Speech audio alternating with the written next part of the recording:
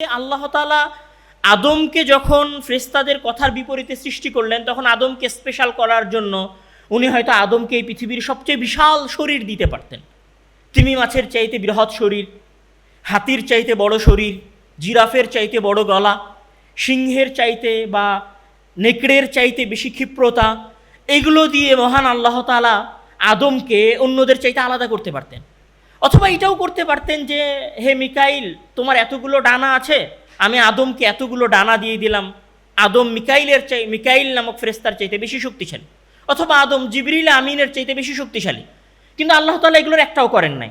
অথবা আদমকে মহান আল্লাহ তাআলা সারা পৃথিবীর সকল ধনভাণ্ডার দিয়ে দেন নাই, দিয়ে বলেন নাই যে হে আদম, এগুলো সকল সম্পত্তি তোমার। বরং আল্লাহ তাআলা কি করলেন? ওয়াল্লামা আদামাল আসমা, আল্লাহ তাআলা আদমকে জ্ঞান শিক্ষা দিলেন। মানে পৃথিবীতে মহান আল্লাহ তাআলা মানুষকে সর্বপ্রথম যে জিনিসটা দিয়েছিলেন, যেটা দিয়ে মানুষকে মহান আল্লাহ তাআলা সুসজ্জিত করেছিলেন, সাজিয়েছিলেন, সেটা আর কোনো কিছুই ছিল না, সেটা হচ্ছে মানুষের জ্ঞান। মানে আমাদের সাজসজ্জা এবং মানুষের একমাত্র অলংকার হচ্ছে মানুষের জ্ঞান। এবং এইটা ইসলাম মানুষকে জানিয়েছে যে মানুষের সবচেয়ে বড় অলংকার হচ্ছে মানুষের জ্ঞান।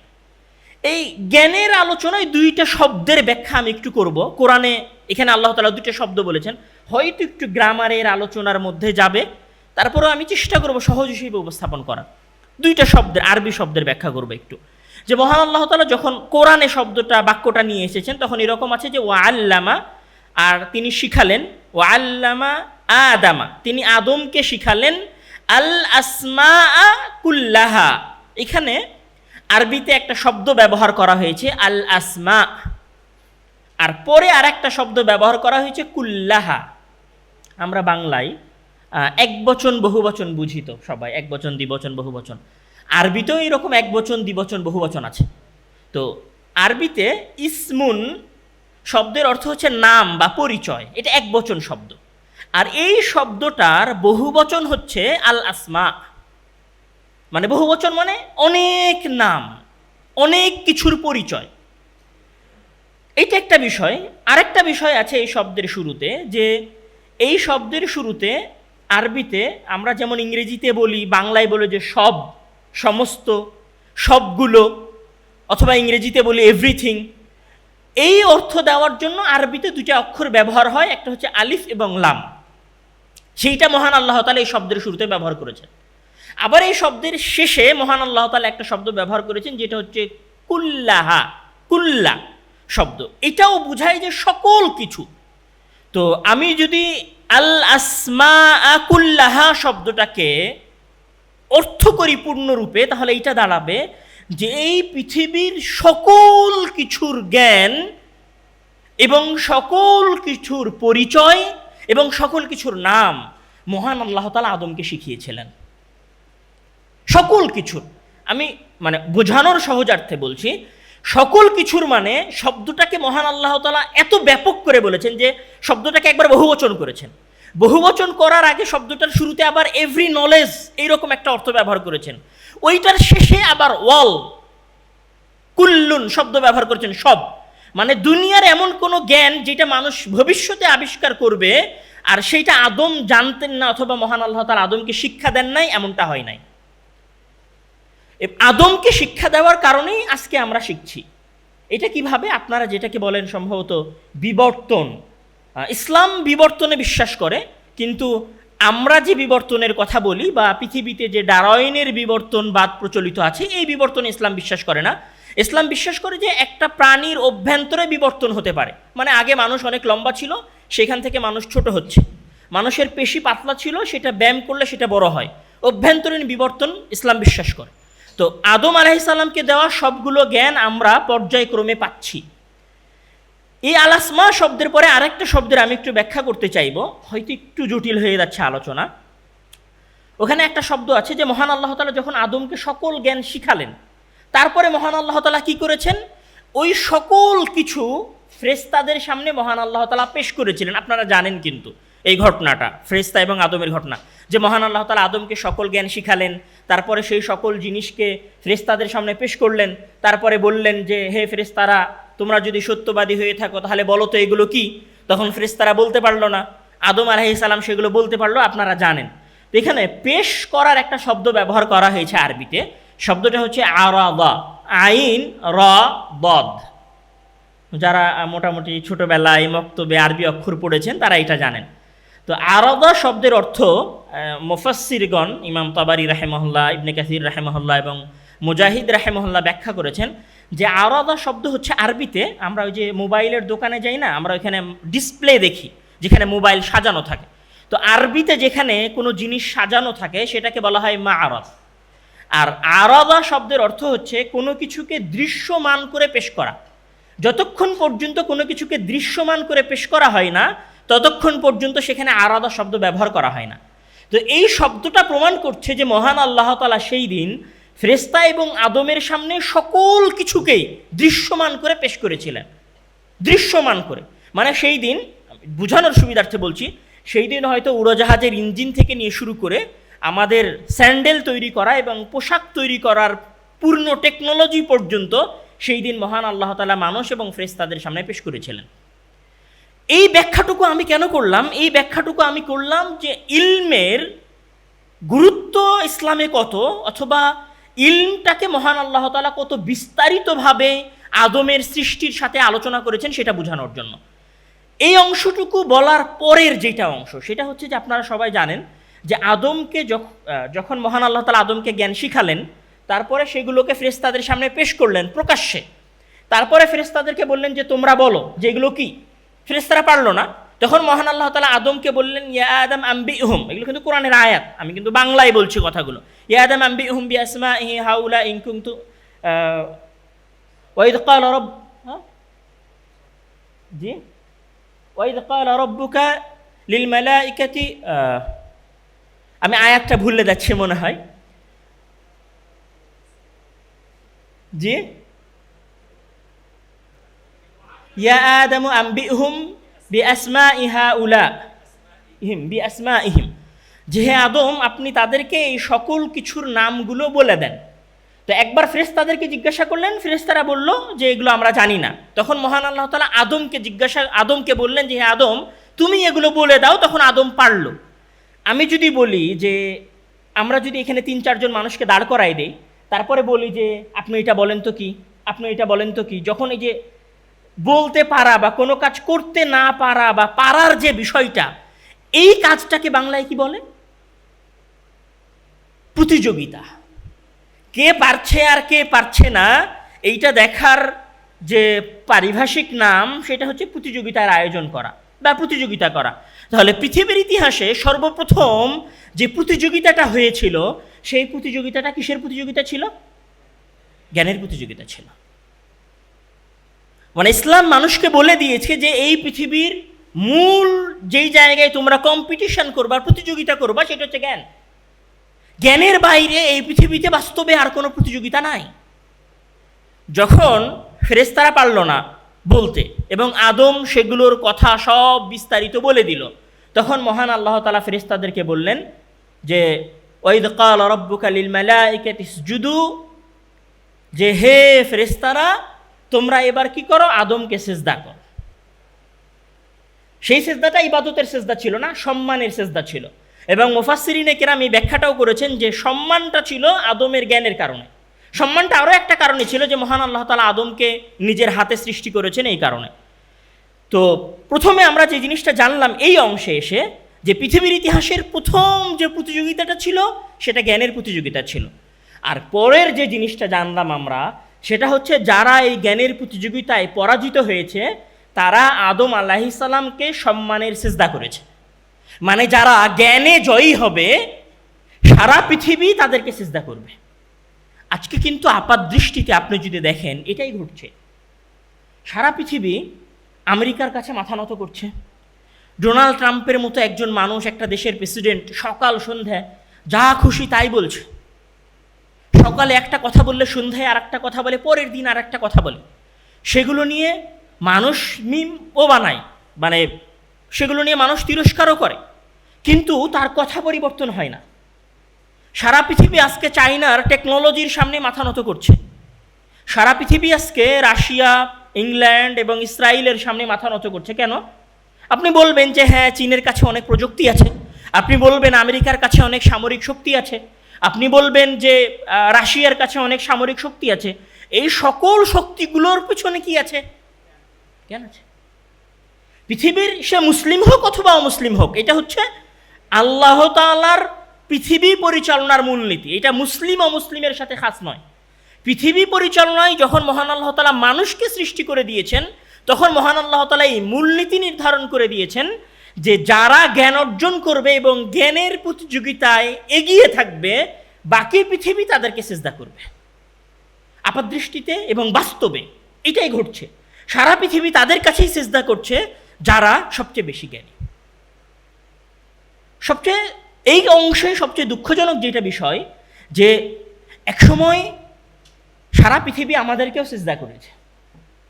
যখন আমাদের রাজধানী মদিনায় ছিল, অথবা যখন আমাদের রাজধানী বর্তমান সিরিয়ার দেমাস্কে ছিল, অথবা যখন আমাদের রাজধানী বর্তমান ইরাকের বাগদাদে ছিল, অথবা যখন আমাদের রাজধানী বর্তমান স্পেন এবং আগের যুগের আন্দালুসের কর্ডোবা এবং গ্রানাডায় ছিল, তখন সারা পৃথিবী আমাদের কাছে সিজদা করেছে। সেই সিজদাটা কেন ছিল? সেই সময়ের জ্ঞানের কারণে ছিল। আপনি যদি মুসলমানদের ইতিহাস ঘাটেন, তাহলে আমার ইতিহাস নিয়ে একটু নাড়াচাড়া করেন, একটু জ্ঞান অর্জন করার চেষ্টা করেন, আসলে আমাদের সামনে তো মুসলমানদের যুদ্ধ বিগ্রহের কথা বেশি বলা হয়, যে মুসলমানেরা যুদ্ধাংদেহী জাতি, এবং বিশেষ করে 9/11-এর পরে মুসলমানদের এইখানে সবচেয়ে বড় পরিচয় হয়ে দাঁড়িয়েছে যে তারা হচ্ছে সন্ত্রাসী, এবং তারা সবচেয়ে অনুন্নত সমাজ এবং সবচেয়ে দরিদ্র শ্রেণী। এইটাই আমাদের সমাজে এবং পুরো বিশ্বে পরিচিত করা হয়েছে। কিন্তু আপনি যদি মুসলমানদের অতীত ইতিহাস ঘাটেন, তাহলে মুসলমানদের দেশ জয়ের লড়াইয়ের বাইরে গিয়ে আপনি যেই আলোচনাটা সবচেয়ে বেশি পাবেন মুসলমানদের ইতিহাসে, সেটা হচ্ছে মুসলমানদের জ্ঞান অর্জনের আলোচনা। মুসলমানদের জ্ঞান অর্জনের এই যাত্রাটা শুরু হয়েছিল ইসলামের শুরুতে, যখন রাসূল সাল্লাল্লাহু আলাইহি ওয়াসাল্লামের উপরে ওহী নাজিল হয়, তখন দারুল আরকামে। তারপরে এইটা রাসূল সাল্লাল্লাহু আলাইহি ওয়াসাল্লাম যখন মদিনায় গেলেন, তখন উনি মসজিদে নববী বানালেন। তখন মসজিদে নববীর একটা অংশ শুধুমাত্র জ্ঞান পিপাসু মানুষদের জন্যই ছিল, যেখানে মানুষ দ্বীনের জ্ঞান অর্জন করত। এরপরে মুসলমানদের দেশ যখন আরও বড় হলো এবং মুসলমানেরা যখন সিরিয়া গেল, তখন মুসলমানদের জ্ঞানের রাজধানী ছিল দেমাস্ক। এরপরে মুসলমানেরা যখন ইরাকে গেল, তখন মুসলমানদের জ্ঞানের রাজধানী ছিল বাগদাদ। এবং আপনারা জানেন, এখানে আমাদের যে সমস্ত ভাইয়েরা পড়াশোনা করে অথবা যারা একটু চোখ কান খোলা রাখে, তারা জানে যে পৃথিবীর ইতিহাসের সবচেয়ে বড় গবেষণাগারগুলোর একটা গবেষণাগার ছিল ইরাকের বাগদাদে, যেটা বাদশাহ হারুনুর রশিদ প্রতিষ্ঠা করেছিলেন, যেটা ইতিহাসে হাউস অব উইজডম নামে পরিচিত।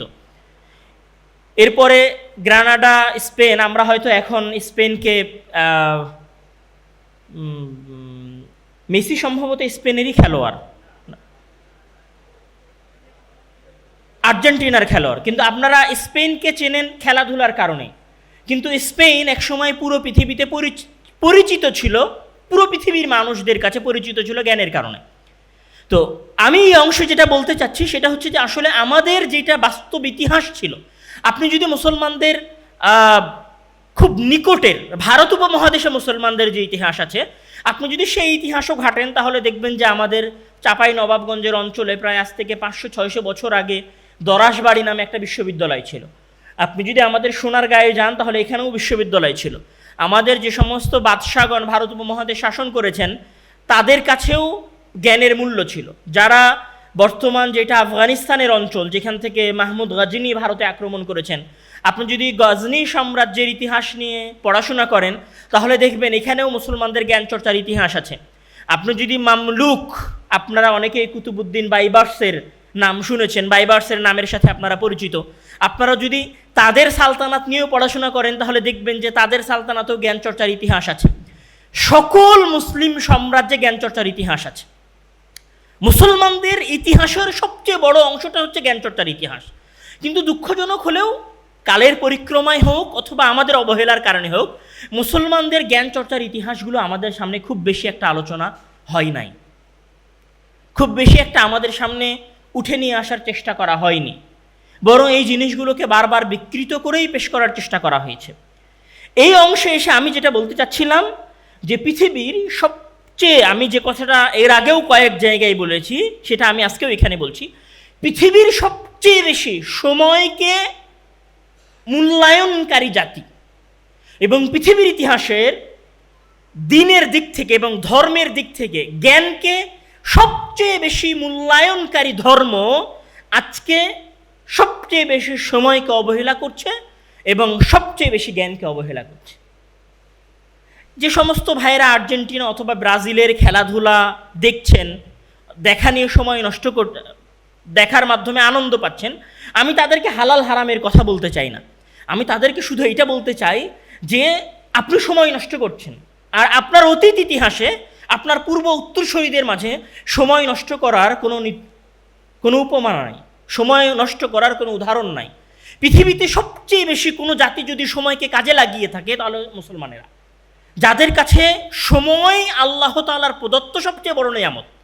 এত বড় নিয়ামত সময় ইসলামে, যে মহান আল্লাহ তাআলা বলেছেন ওয়াল আসরি ইন্নাল ইনসানা লাফি খুসরিন, যে সময় ব্যবহারের দিক থেকে মানুষ ক্ষতির মধ্যে নিমজ্জিত। মানে কেউ যদি সময়কে কাজে লাগায় তাহলে সে দুনিয়াতে হলেও সফল হবে।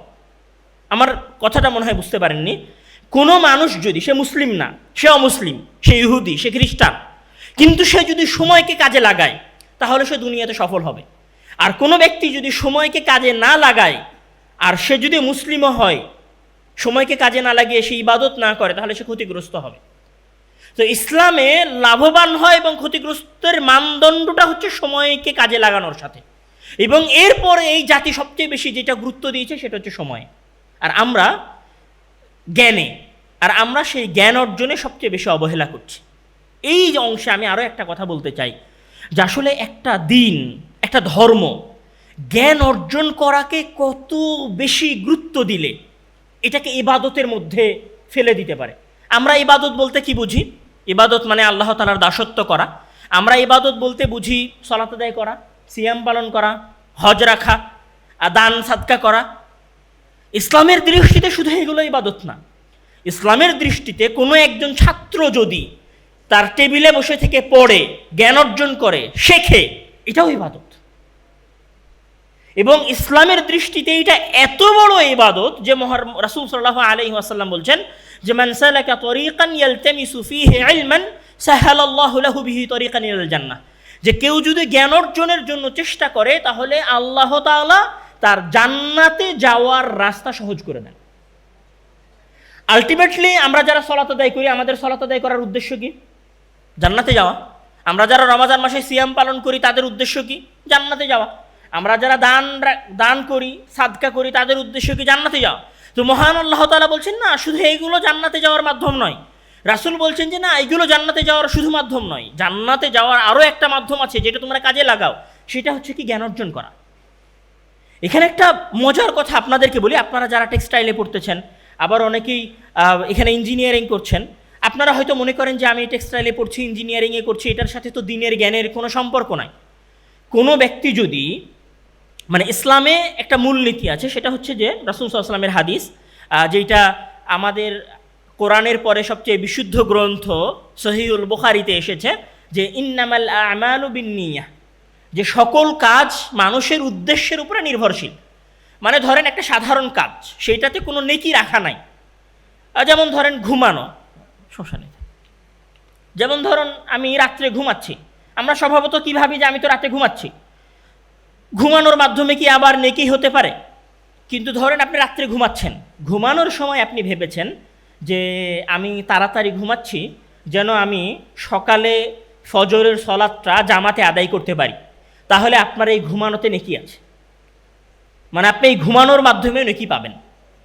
আপনি টেক্সটাইলে পড়ছেন, আপনি ইঞ্জিনিয়ারিংয়ে এখানে পড়াশোনা করছেন, আপনার উদ্দেশ্য বা আপনার নিয়ত যদি হয় যে আমি টেক্সটাইলে পড়াশোনা করার মাধ্যমে অথবা ইঞ্জিনিয়ারিংয়ে পড়াশোনা করার মাধ্যমে আমার সমাজের খেদমত করতে চাই, পিছিয়ে পড়া মুসলমানদের খেদমত করতে চাই, আমি আল্লাহ তাআলার সন্তুষ্টি অর্জন করতে চাই, তাহলে আপনি আপনার টেক্সটাইলে পড়াশোনার মাধ্যমে, আপনার ইঞ্জিনিয়ারিংয়ে পড়াশোনার মাধ্যমে নেকি অর্জন করবেন। মানে আপনি 4 বছর পড়ছেন, যেখানে আপনার দিনের কোনো উদ্দেশ্যই ছিল না, কিন্তু আপনি শুধু জাস্ট আপনার পরিকল্পনাটা পরিবর্তন করে নিয়েছেন যে আমার উদ্দেশ্য হচ্ছে যে আমি দিনের জ্ঞান, আমি আল্লাহ তাআলাকে সন্তুষ্ট করতে চাই, সমাজ সেবা করতে চাই, জনসেবা করতে চাই, তাহলে আপনি আপনার 4 বছরের এই বিনিময়ে মহান আল্লাহ তাআলার কাছে নেকি পেতে থাকবেন। আচ্ছা, এই যে আপনার উদ্দেশ্যটা পরিবর্তন হলো, ইসলাম ব্যাপকভাবে এই উদ্দেশ্য পরিবর্তন করার কথা বলেছে। মানে ইসলাম জ্ঞান অর্জনের ক্ষেত্রে নিয়তকে পরিশুদ্ধ রাখার ব্যাপারে অনেক বেশি গুরুত্ব আরোপ করেছে, অনেক বেশি। অনেক বেশি মানে আবু দাউদে একটা হাদিস এসেছে যে কোনো ব্যক্তি যদি দুনিয়া অর্জনের উদ্দেশ্যে, যদিও বা সেইটা দ্বীনি জ্ঞানের সাথে বেশি যায়, সেটা হচ্ছে যে কোনো ব্যক্তি যদি দুনিয়াবি মর্যাদার উদ্দেশ্যে জ্ঞান অর্জন করে, লাম ইয়াজিদ আরাফাল জান্নাহ, দুনিয়াবি মর্যাদার উদ্দেশ্যে জ্ঞান অর্জন করে, তাহলে সে জান্নাতের সুগন্ধি পর্যন্ত পাবে না, দুনিয়া হাসিলের উদ্দেশ্যে। এখন ধরেন আমাদের সমাজের আজকের প্রবলেমটা কি? আমাদের সমাজের আজকের সমস্যা হচ্ছে যে আজকের যারা প্রকৌশলী, যারা সরকারি প্রকৌশলী হয়েছেন, তারা ভাবেন যে আমি কিভাবে ডিজাইন দিলে এই ডিজাইন থেকে আমি টাকা বের করে নিয়ে আসতে পারবো। আমাদের যারা ডাক্তার, তারা ভাবছেন যে আমি এত টাকা খরচ করে পড়াশোনা করছি, তাহলে আমাকে আমার ফিউচারে গিয়ে এমনভাবে বা এমন একটা মেডিকেলে আমাকে চাকরি নিতে হবে যেন আমি ন্যূনতম 1000 থেকে 2000 টাকা ভিজিট রাখতে পারি। আমাদের যেই ভাই সিভিলে যাচ্ছেন, পুলিশে যাচ্ছেন, আর্মিতে যাচ্ছেন, উনি পুলিশে যাওয়ার পরে, ওনার পুলিশে যাওয়ার আগে থেকেই উদ্দেশ্য ছিল যে আমি 14 লাখ টাকা অথবা 7 লাখ টাকা দিয়ে পুলিশের চাকরিতে ঢুকেছি, কেননা আমি রাস্তায় দাঁড়িয়ে মোটর সাইকেল আলা এবং ট্রাক আলার কাছ থেকে ঘুষ নেব। আমাদের সবাই যদি, এই যে সবার মাঝে দুনিয়া উপার্জনের এই যে একটা চেষ্টা, আমরা সবাই যদি আমাদের জ্ঞান অর্জনের এই উদ্দেশ্যটাকে পরিবর্তন করে দিতাম, সবাই মিলে যদি এই জ্ঞান অর্জনের উদ্দেশ্যটাকে পরিবর্তন করে দিতাম যে আমরা জ্ঞান শিখছি আল্লাহ তাআলার সন্তুষ্টির জন্য, আমরা জ্ঞান শিখছি জনসেবা করার জন্য, আমরা জ্ঞান শিখছি আমাদের সমাজের সেবা করার জন্য, তাহলে হয়তো বাংলাদেশের পরিবেশটা অন্যরকম হতো। হয়তো আমাদেরকে থানায় গিয়ে ছোট্ট একটা কাজ বের করে নিয়ে আসার জন্য ঘুষ দিতে হতো না। হয়তো একটা মেডিকেলে গিয়ে আমাদের দরিদ্র মানুষদেরকে 1000 টাকা ভিজিটের ভয়ে সরকারি হাসপাতালে দীর্ঘ সময় লাইন দিয়ে দাঁড়াতে হতো না। যদি এইরকম হতো, সবাই যদি দিনের জন্য কাজ করতো, তাহলে হয়তো আমাদের প্রকৌশলীরা এমন সুন্দর একটা ডিজাইন দিতেন যে বিগত 50 বছরে এই দেশ তার রাস্তাঘাট এবং ব্রিজে এমন একটা পর্যায়ে যেত যে আমরা নিজেদেরকে একটা সাস্টেইনেবল জায়গায় আজকে দাঁড় করাতে পারতাম। কিন্তু কি হয়েছে? আমরা দিন শেষে সবাই পুঁজিবাদী হয়ে উঠেছি। আমাদের শিক্ষা ব্যবস্থার একটাই মাত্র উদ্দেশ্য হয়েছে যে আমরা সবাই দুনিয়া চাই। আবার আমাদের সবাইকে দুনিয়া চাইতে উৎসাহিত করা হচ্ছে, তারপর আমাদের মাঝে কি করা হচ্ছে জানেন? সামান্য জনসেবার কিছু চিত্র, জাস্ট সিম্পল কিছু কাজ প্রদর্শন করে দেখানো হচ্ছে যে আমরা বিশাল বড় জনসেবা করছি। এখানে আপনাদের মনে হতে পারে যে আসলে আমি এই কথাগুলো আপনাদের সামনে কেন বলছি, মানে এই কথাগুলো তো ইসলামিক কথা, এই কথাগুলো কওমি ঘরানার ছাত্রদের সামনে বলার কথা, নিয়ত পরিশুদ্ধ করবে, ইবাদত করবে। কারা ইবাদত করবে? হুজুরেরা ইবাদত করবে। কারা নিয়ত ঠিক রাখবে, মানে সলাতে নিয়ত করবে, ইবাদতে নিয়ত করবে, পড়াশোনার ক্ষেত্রে নিয়ত করবে? কারা নিয়ত করবে? মাদ্রাসার ছাত্ররা নিয়ত করবে। এগুলো সব মাদ্রাসার ছাত্ররা করবে। দেখেন, আমি আব্দুর রহমান অথবা আমার মতো কওমি ব্যাকগ্রাউন্ডের যে সমস্ত ছাত্ররা আছেন, তারা আসলে এই দেশের কতদূর পর্যন্ত যেতে পারে? বাংলাদেশে যে সমস্ত মাদ্রাসার ভাইরা আছেন, তারা তাদের জীবনে, বিশেষ করে কওমি মাদ্রাসার ছাত্ররা, জীবনের কতদূর পর্যন্ত যেতে পারে? আর আপনাদের মতো জেনারেল পড়ুয়া, স্কুল পড়ুয়া ছাত্ররা তাদের জীবনে কতদূর পর্যন্ত যেতে পারে? আমাদের সংখ্যা কত আর আপনাদের সংখ্যা কত? হ্যাঁ, আমি যদি একটা ভালো কাজ করি, সেটা শুধু আমার গণ্ডির মধ্যে থাকবে। কিন্তু আপনাদের এইখান থেকে যারা প্রকৌশলী হয়ে বের হবেন, তারা যদি মনে করেন যে আমার পুরো জীবনটা আমি জনসেবার উদ্দেশ্যে লাগাবো, তাহলে একটা বিশাল অঞ্চলের রাস্তাঘাট পরিবর্তন হয়ে যাবে। আপনাদের এইখান থেকে যারা টেক্সটাইলের ইঞ্জিনিয়ার হয়ে বের হবেন, তারা যদি মনে করেন যে আমি একটা কারখানায় আমার সকল কর্মচারীদেরকে একটা দিনী পরিবেশ দিব, তাহলে আমি একটা মাদ্রাসায় 500 মানুষকে ভালো পরিবেশ দিতে পারি, 500 ছাত্রকে। আর আপনি একটা